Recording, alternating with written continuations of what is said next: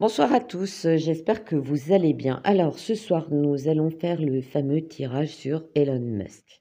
Alors Elon Musk, il a 50 ans, il est directeur général de Tesla et de SpaceX.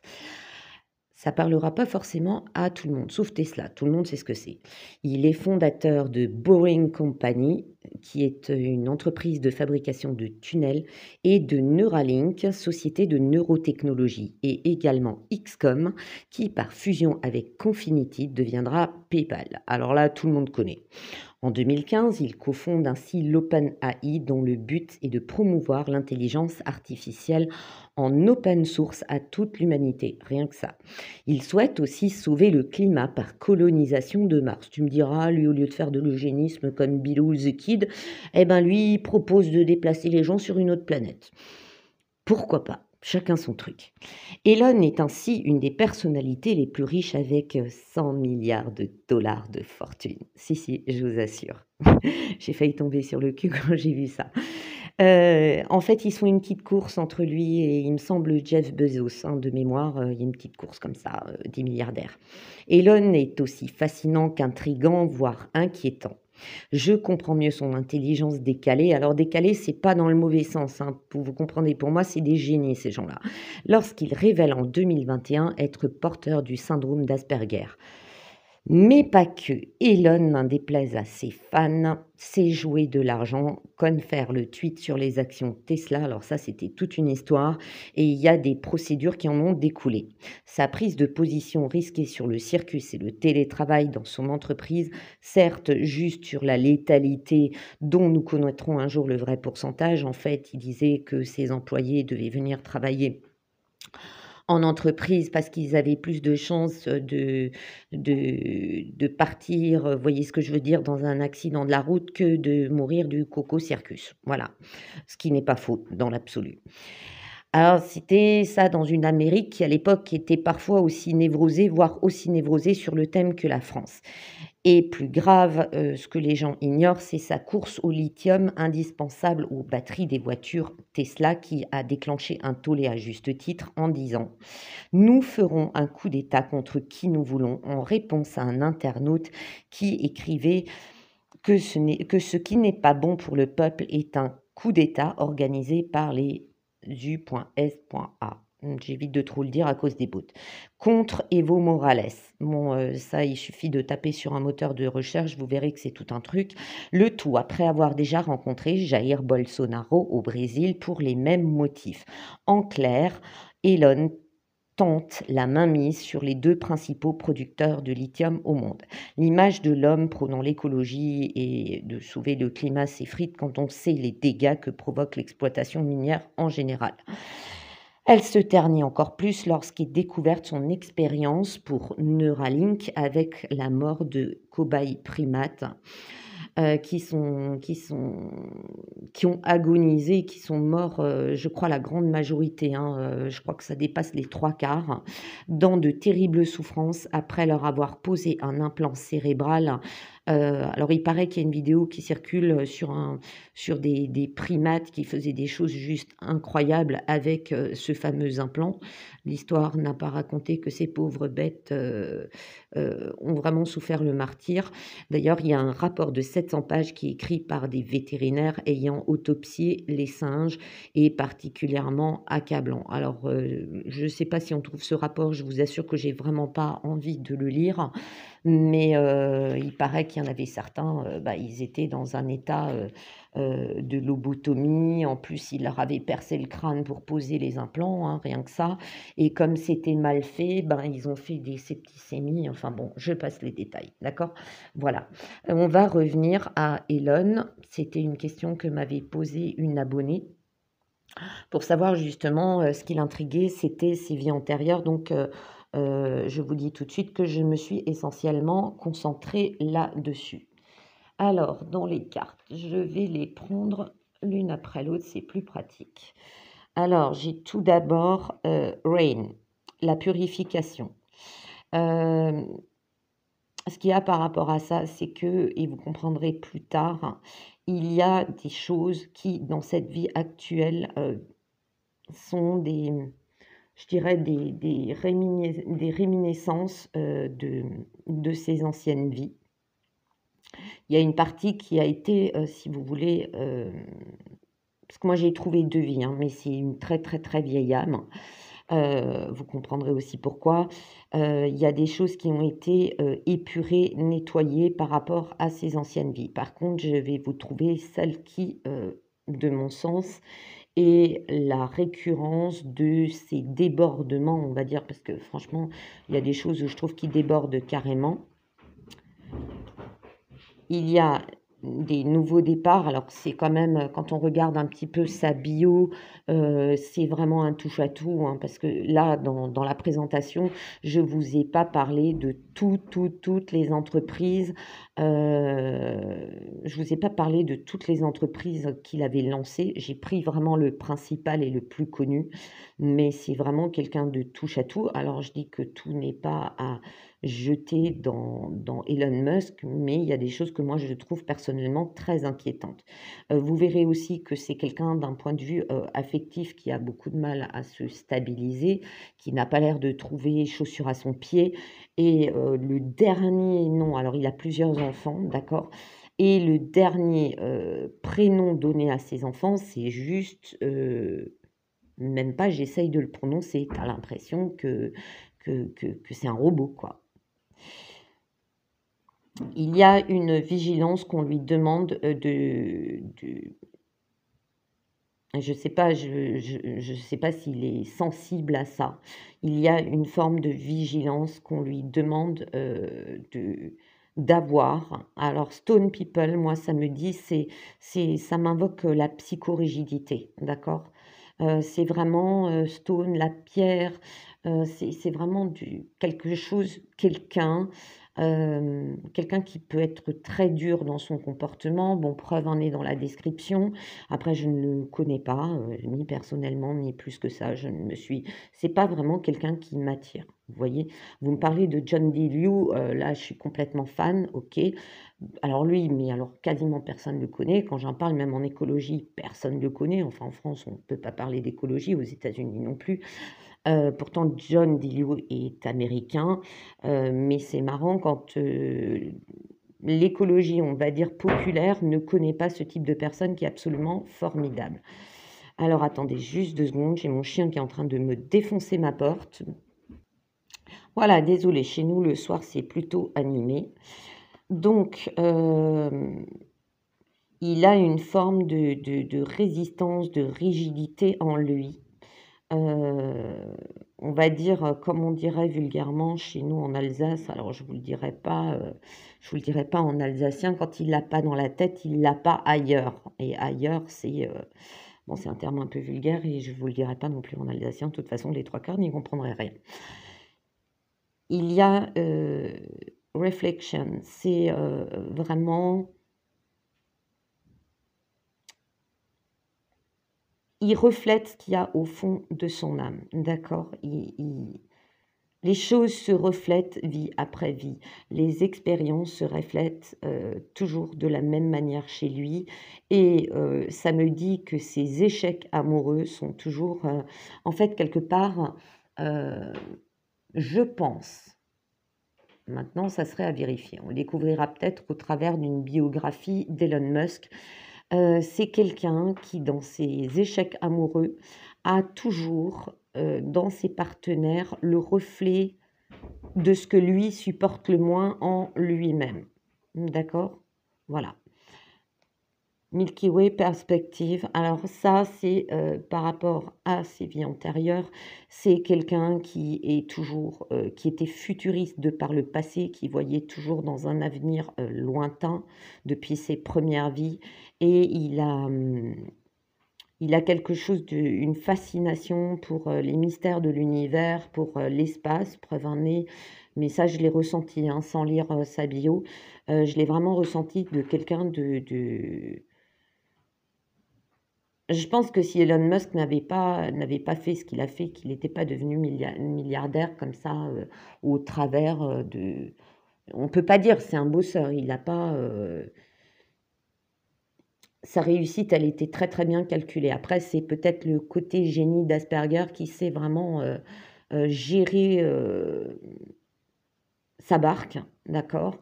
Mais moi, l'autre option que j'ai vue, c'est qu'il aurait fait fortune. Elon Musk, sans être dans ce domaine-là, aurait fait fortune en écrivant des livres de science-fiction véridiques. Enfin, véridiques, c'est ce que moi je vois, d'accord? Ensuite, je n'ai toujours pas changé de jeu, il y a toujours ma carte, heu, où ma chienne a fait un autographe dessus avec ses dents. En ne sachant pas utiliser un stylo, écrire et puis signer, Salem, elle l'a croqué. Heu, Ça va faire plaisir à une certaine personne et c'est la carte qui est tombée en premier. J'ai dit: «Tiens donc». Heu, il a eu une vie en Atlantide et en Atlantide, il était médecin, d'accord? De ce que j'ai vu, alors ça va paraître totalement loufoque et je ne sais pas si on le découvrira un jour, mais il y avait déjà des généticiens à l'époque de l'Atlantide. Il y avait une maîtrise des sciences qui était, assez hallucinante, d'accord? Et il était médecin. Peut-être que cela explique pourquoi, Elon Musk s'est lancé comme ça subitement dans l'intelligence artificielle. J'ai pas trouvé toutes les vies, hein, je tiens à le préciser. La deuxième, c'était l'Égypte. Alors l'Égypte, j'ai eu la vision d'un général qui faisait de la conquête et de l'expansion, on va dire, de territoires et de royaumes. Cela surprendra personne. Et bizarrement, l'Égypte, les pyramides, l'alignement avec certaines constellations, des planètes et tout, ce n'est pas un hasard. Peut-être que même ce général en Égypte était fasciné à côté par l'astronomie. Allez savoir. Alors ça, c'est... Et par contre, alors ça, je ne sais pas non plus, mais il y a un lien extrêmement fort. Alors Love Life, une vie d'amour, d'accord. Ça me dit deux choses. Ça me dit que il a toujours eu, dans toutes ses vies, son père a été un modèle pour lui. Il a toujours eu un très grand attachement pour son père, pour la figure paternelle, déjà en Égypte, parce que il était général, mais déjà le fils de quelqu'un. Alors, est-ce que ça s'appelait des généraux? Je n'en sais strictement rien en Égypte, mais on va dire que c'était déjà dans l'armée ou la garde de Pharaon, d'accord? Ou dans la garde de Pharaon, mais c'était au niveau de l'armée en Égypte, c'était une lignée. Elon Musk, dans sa famille d'époque, c'était une lignée de militaires ou de garde impériale. Voilà. Enfin, pharaonique, pardon, pas impériale. Voilà. Donc, et l'image, comment on veut dire ça? Alors ça, c'est à vérifier aussi parce que je ne connais pas sa vie. Il recherche un petit peu, il y a un modèle tant de beauté que d'intelligence qu'il recherche dans ses relations qu'il n'a pas encore trouvé. En fait, malheureusement, il tombe sur, une sorte de miroir d'alter ego, sur ce qu'il n'aime pas en lui-même, qu'il en soit conscient ou pas. Mais quelque part, il a aussi il reproduit un peu le schéma de son père, c'est de rechercher un idéal féminin plutôt une osmose, on va dire, amoureuse. Ensuite, par rapport aux anciennes vies, qu'est-ce que ça me dit?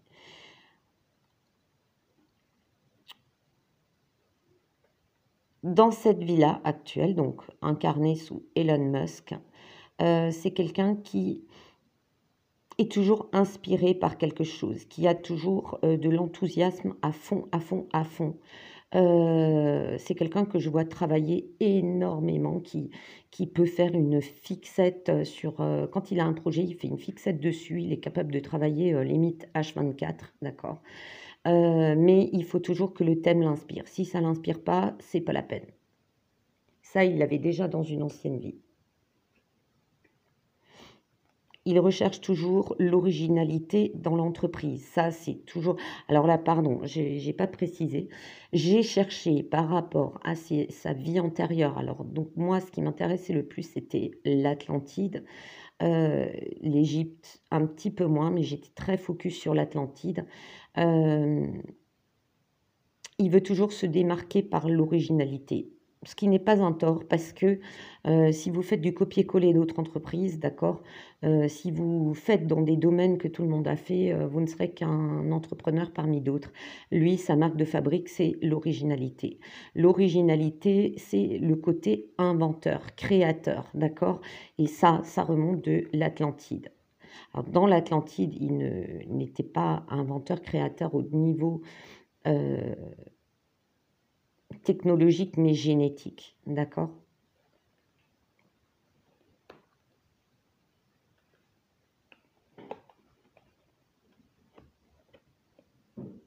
C'est quelqu'un, ce qu'il en ressort par rapport à cette vie antérieure en Atlantide et même en Égypte. C'est quelqu'un qui est en mode tout ou rien. Il n'y a pas de un petit peu de ci ou de ça. Lui, il veut tout ou rien, d'accord? Et dans cette réincarnation, l'âme réincarnée dans Elon Musk avait le choix. On lui a laissé le choix de s'harmoniser, d'accord? Le choix d'être plus équilibré, d'être moins, je dirais pas extrémiste. Extrémiste, c'est vraiment poussé comme mot, mais d'être moins psychorigide, ok? Et dans cette vie, il devait vraiment s'harmoniser, s'équilibrer. C'est quelqu'un qui recherche le pouvoir. C'est quelqu'un qui cherche Alors moi, ça me dit le mot...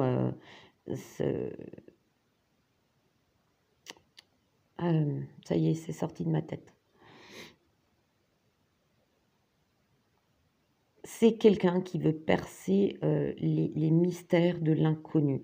C'est quelqu'un, vous voyez, il est, comme je dis, toujours en mode hypnotique. Vous voyez le soleil et la lune. Là, ça, c'est au niveau de... moi, ça me parle de portes spatio-temporelles. Ça ne m'étonnerait pas qu'il fasse des recherches là-dedans. De recherche en matière de trous de verre, de trous noirs, vraiment de créer un Stargate, quoi. D'accord? Il estime aussi que avoir le contrôle et le pouvoir permet d'aller se donner le pouvoir de réaliser ses projets coûte que coûte. Ça, c'est quelque chose qui ressort surtout par rapport à l'Égypte, d'accord? Contrôler des territoires, avoir le pouvoir dessus. Il devait s'en détacher. Et c'est marrant parce que moi, ça me fait vraiment penser au Nil, d'accord? Il doit se détacher de son passé. Alors évidemment, il ne croit probablement pas aux vies antérieures, il n'en est peut-être même pas conscient, mais il y a cette espèce de côté psychorigide, de...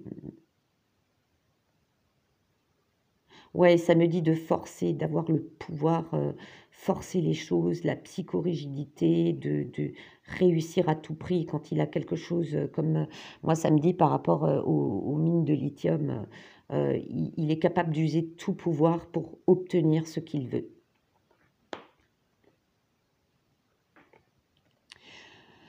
Ce qu'il y a, c'est que... alors, il utilise à merveille la com, il a le charisme pour...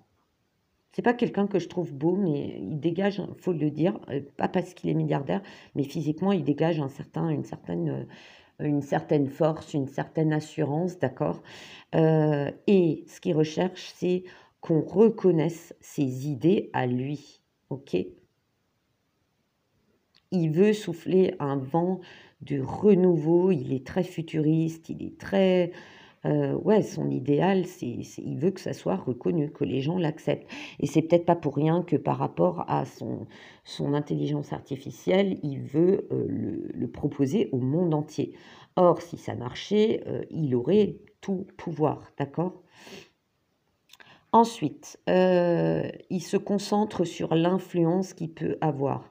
Mais attention, cette concentration peut lui donner des paroles acerbes, ce qui est le cas, parce que dire nous ferons un coup d'État contre qui nous voulons, on va peut-être un peu se détendre du slip hein, quand même, Elon, hein, parce que c'est pas comme ça, la diplomatie, c'est pas ton truc. Hein. Donc voilà. Il se concentre beaucoup sur l'image. Il est capable, quand on le critique, d'être vraiment acerbe en retour. Ok.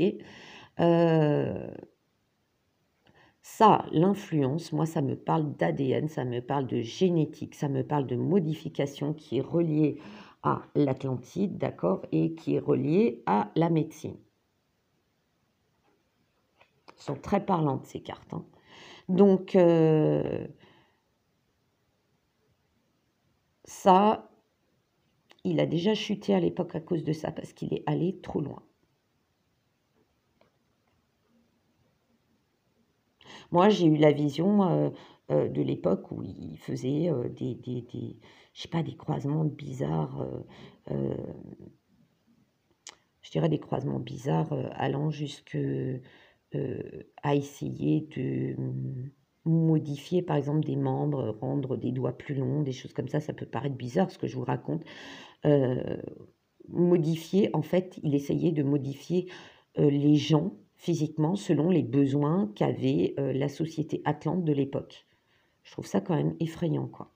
Imaginez, je ne sais pas, vous avez un ouvrier qui doit contrôler une chaîne de production. Ben, à l'époque, il fallait 4 mains, ben, on vous greffait 2 bras de plus et 2 mains de plus. Je trouve ça quand même un petit peu ignoble. Il essaye d'avoir le contrôle par la séduction. D'accord? Il essaye d'avoir ses adeptes et ses fans. Il joue de son charisme, il joue de son image, il choisit très bien son système de com, il choisit très bien... Enfin, il a une bonne équipe de com. Il a une bonne équipe de com qui le gère, qui l'aide à se faire entendre et bien voir. Évidemment, il a aussi ses détracteurs. Il y a, moi, j'ai vu qu'il y avait quand même beaucoup de jalousie hein, dans ce domaine, venant d'autres personnes qui jalousent ses idées. Alors peut-être, je ne sais pas, au niveau de la NASA, peut-être au niveau des neurosciences. Enfin, voilà, il n'a pas que des copains. Hein, et il n'a souvent pas le tact pour les avoir. Ensuite, j'ai le passé, la punition. Il a déjà été puni par le passé. Il est vraiment allé trop loin. Moi, je vois qu'en Égypte aussi, à un moment donné, il y a eu un massacre. Il y a eu un massacre sur des terres et après, il avait été puni parce qu'il était allé trop loin. Le pharaon l'avait puni.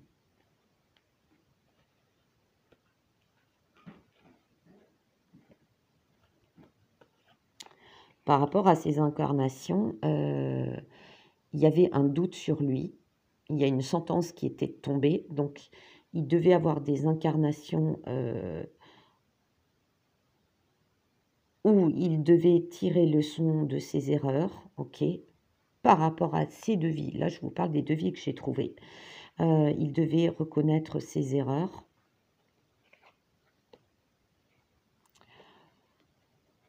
Il s'est incarné sur Terre en disant « je vais réparer ». À chaque fois, il s'est égaré. À chaque fois, sa destinée... et là, je parle en évolution de son âme. Hein. C'est monter, c'est l'âme qui évolue, qui monte. À chaque fois, il est retombé dans les mêmes travers. Et là, moi, je vous dis honnêtement, tel que je le ressens, parce que j'ai la désillusion après. Il y a des gens, par rapport à ces idées, ils vont tomber de haut. D'accord? Alors oui, il y a des gens qui vont dire oui, mais c'est important, les neurosciences, vous ne vous rendez pas compte. Oui, peut-être. Mais son transhumanisme me dérange beaucoup. Déjà l'appliquer à toute l'humanité, Coco, faudrait déjà qu'on le veuille. Hein. C'est pas parce que toi tu penses que c'est bien que nous on va tous penser que c'est bien. Moi j'en doute. d'accord?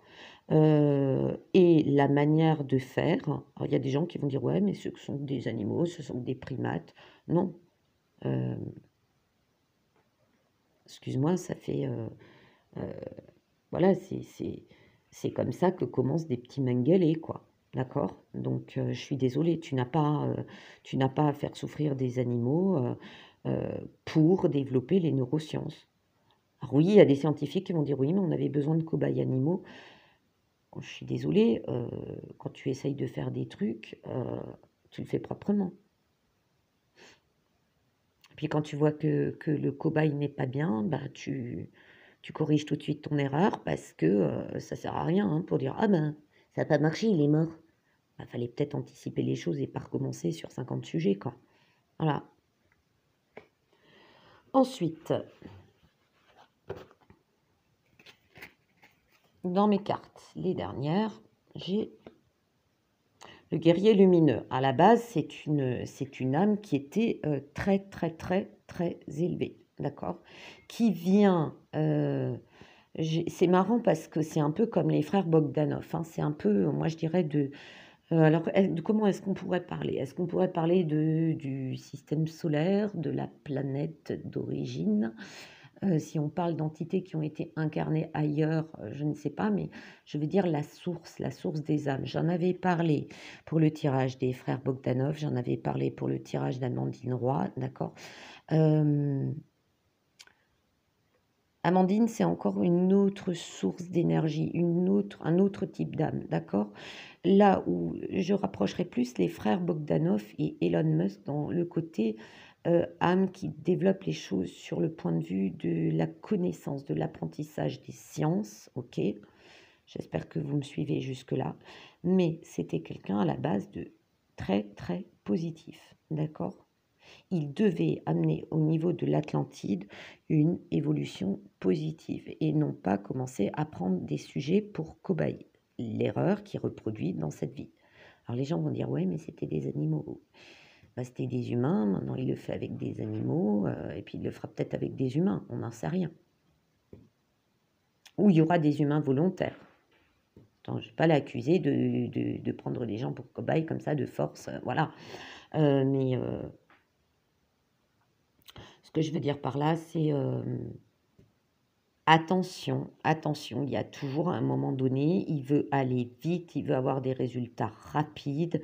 Tu as l'impression que dans sa tête, il croit à une sorte de fin du monde rapide, où l'homme va rapidement détruire la terre parce qu'il est en surnombre.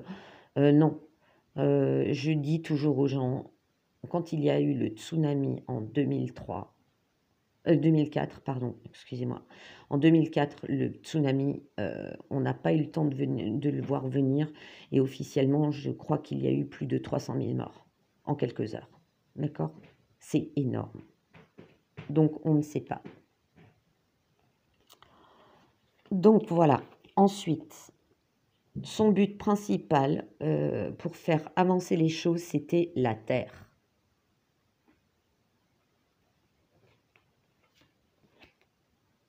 Qu'est-ce qu'elle a comme problème? Ma caméra, elle n'arrive pas à réguler son image. Ma caméra est fatiguée. Voilà, pardon, le petit coup de grisou est réglé. Le problème aussi, c'est qu'en Atlantide, il a été influencé par, ça me parle en fait, en Atlantide, il y avait des technologies très développées, mais par contre, on utilisait des énergies par la puissance de la pensée, une forme de magie, mais qui n'a rien à voir avec, la magie ou la sorcellerie, typiquement humaine qu'on connaît, sur terre actuellement ou quelques siècles auparavant. C'était vraiment quelque chose c'était de la magie, mais c'était différent, d'accord? Surtout qu'ils avaient une capacité à manipuler les énergies qui étaient nettement supérieures à la nôtre.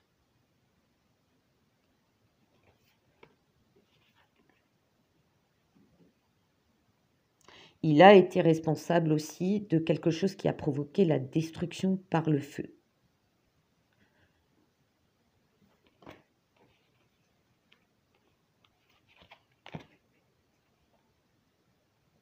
Il est pris dans une spirale.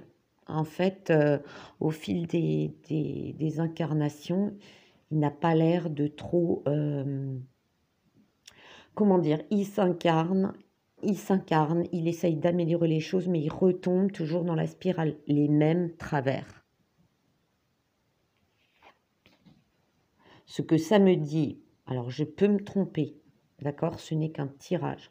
Mais par cette carte, le maître du temps, dans les incarnations, le temps lui est compté. À un moment donné, on te donne une chance, une autre chance, une autre chance. Et c'est ce que je disais notamment au niveau de nombreux hommes politiques, et surtout en France, depuis le gouvernement. Alors, il y a eu quelques-uns sous le gouvernement Sarko compris.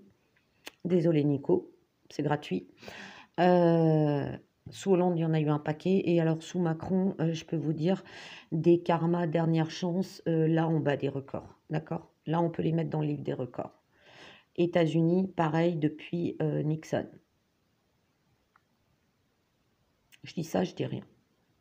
Après, comme je dis, c'est mon ressenti, je peux me tromper.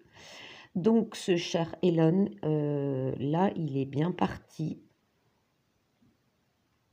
Il est bien parti pour ne pas tirer leçon de ses erreurs du passé.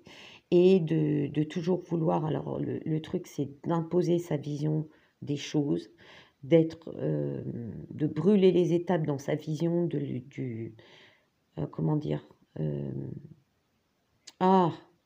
j'ai les mots qui m'échappent, oui, voilà, il a une vision trop pressée, trop accélérée de la modernité, d'accord? Et une manière psychorigide et autoritaire répétée. Autant c'est un génie, il est capable d'analyser, de calculer, de plein de choses. Et c'est pas lié à l'Asperger qu'il est dans cette incarnation. C'est lié au fil des vies à de la psychorigidité qu'il a en lui. Ce besoin de tout contrôler, de tout maîtriser, de tout paramétrer. Voilà. Donc c'est un tirage, je dirais que c'est une âme qui est plus en involution qu'en évolution. Voilà. Trop de pouvoir nuit au pouvoir. Voilà, voilà. J'espère que ce petit tirage vous aura plu et je vous souhaite une bonne soirée. Je vous dis à très bientôt.